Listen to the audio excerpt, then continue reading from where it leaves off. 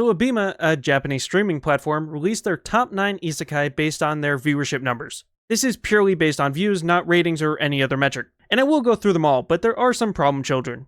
At number 9 is the first problem. As I mentioned last week, SAO is not an isekai. If you want a breakdown, go watch that other video. And before you say, well, it's a huge streaming service, it should know what an isekai is, that doesn't mean anything. Crunchyroll called Shangri-La Frontier an isekai at their last awards, so just because they're a major streamer doesn't mean they know what they're talking about.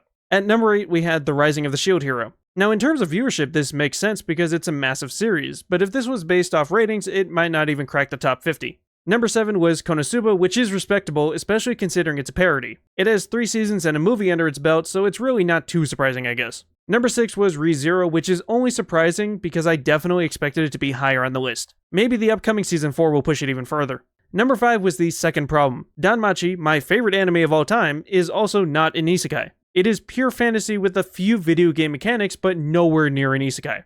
Number 4 is Mushoku Tensei, which is well deserved because regardless of how loud the people whining about it are, there are many more fans enjoying the anime.